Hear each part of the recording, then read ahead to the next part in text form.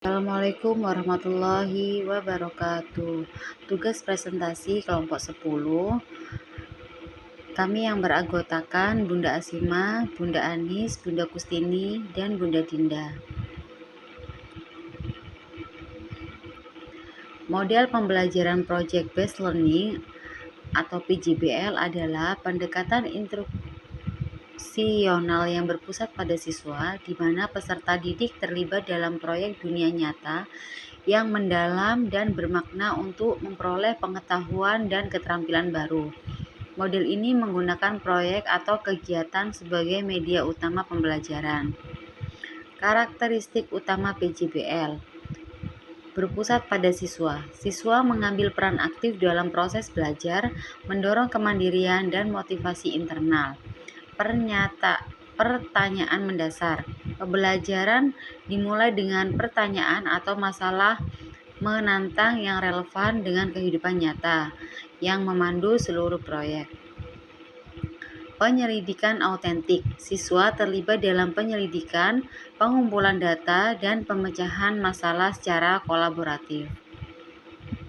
Produk nyata. Hasil akhir pembelajaran adalah produk konkret, presentasi, atau solusi yang dapat dimanfaatkan untuk menyelesaikan permasalahan. Penilaian kompresif. Penilaian tidak hanya mengukur hasil akhir, tetapi juga proses pengerjaan, termasuk keterampilan sikap, pengetahuan, dan keterampilan kerja sama tim. Langkah-langkah implementasi atau sintaks PJBL.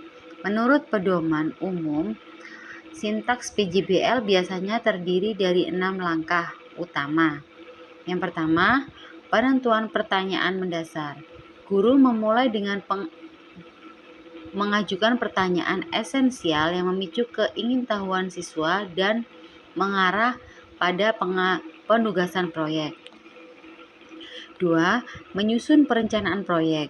Guru dan siswa berkolaborasi merencanakan aturan main, aktivitas, dan sumber daya yang dibutuhkan untuk menyelesaikan proyek.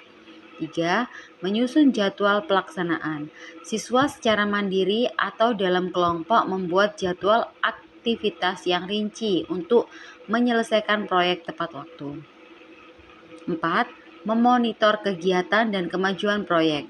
Guru memantau kemajuan proyek, memberikan bimbingan, dan memfasilitasi jika siswa menghadapi hambatan.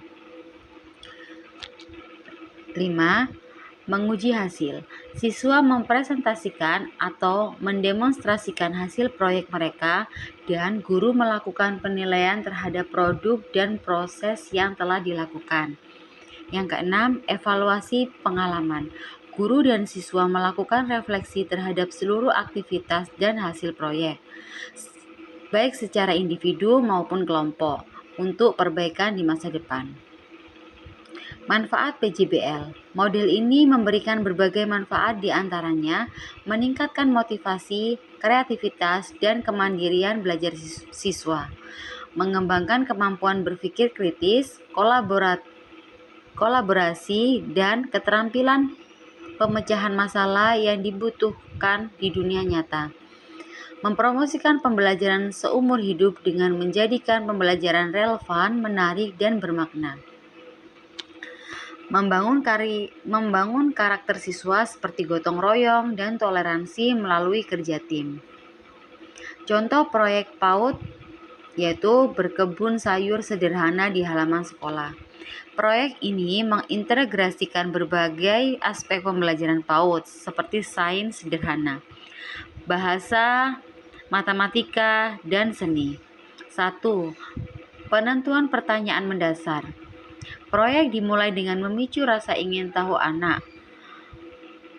Pemicu. Guru bisa menunjukkan beberapa jenis sayuran segar atau biji-bijian atau mengajak anak-anak melihat rumput di halaman sekolah. Pertanyaan. Bagaimana cara kita menanam sayur sendiri di sekolah ini? Apa yang dibutuhkan tanaman untuk tumbuh? 2. Menyusun perencanaan proyek. Perencanaan di PAUD bersifat kolaboratif dan visual. Diskusi kelas. Anak-anak diajak berdiskusi apa yang harus dilakukan lebih dulu. Guru mencatat ide-ide mereka dalam bentuk gambar atau tulisan sederhana di papan tulis. Pembagian tugas sederhana. Siapa yang mau menyiram? Siapa yang mau membantu Pak Kebun menyiram tanah? Kunjungan. Anak-anak mungkin diajak berjalan-jalan ke kebun tetangga atau toko tanaman terdekat untuk melihat alat dan bahan nyata. 3. Menyusun jadwal pelaksanaan. Jadwal di PAUD sangat fleksibel dan disesuaikan dengan rutinitas harian, bukan jam belajar yang kaku. Lini masa. Guru menentukan hari-hari tertentu untuk aktivitas utama. Senin, menyiapkan media tanam. Selasa, menanam benih dan menyiram pertama kali. Rabu sampai Jumat, rutinitas menyiram dan observasi harian. 4. Memonitor kegiatan dan kemajuan proyek. Guru berperan sebagai fasilitator aktif, bukan pengawas. Observasi harian. Setiap hari anak-anak diajak mengamati pertumbuhan yang terjadi. Apakah ada tunas baru di hari ini? Jurnal observasi. Anak-anak dapat menggambarkan apa yang mereka lihat di buku jurnal dan mengisi masing-masing. Melatih kemampuan observasi dan ekspektasi visual. Bimbingan. Guru memastikan setiap anak mendapat giliran menyiram dan merawat tanaman, serta membantu menyelesaikan konflik kecil saat bekerja kelompok. 5. Menguji hasil. Hasil di PAUD bisa jadi sederhana, fokus pada proses pengetahuan yang diperoleh. Panen, pesta kecil, pameran. Contohnya panen, penjelasan panen. Jika tanaman berhasil tumbuh, misalnya kangkung, sawi yang cepat panen, anak-anak akan memanen hasil bersama-sama. Pesta kecil. Sayuran tersebut bisa dicuci dan diolah menjadi masakan sederhana. Misalnya tumis kangkung yang dibuat bersama guru. Yang ketiga, pemeran. Anak-anak mempresentasikan pengalaman mereka melalui cerita, lisan, atau pameran gambar di kelas kepada orang tua atau kelas lain. 6. Evaluasi pengalaman. Refleksi adalah bagian penting untuk menginternalisasi pembelajaran. Diskusi lingkaran. Guru memimpin diskusi di mana anak-anak menceritakan apa yang paling kamu suka dari menanam sayur, apa yang membuat tanaman kita tumbuh tinggi, apa yang akan kita tanam selanjutnya.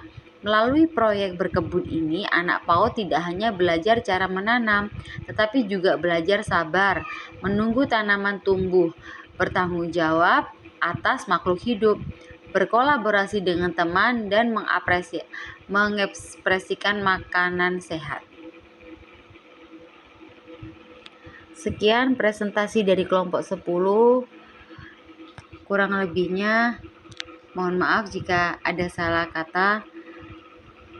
Terima kasih. Assalamualaikum warahmatullahi wabarakatuh.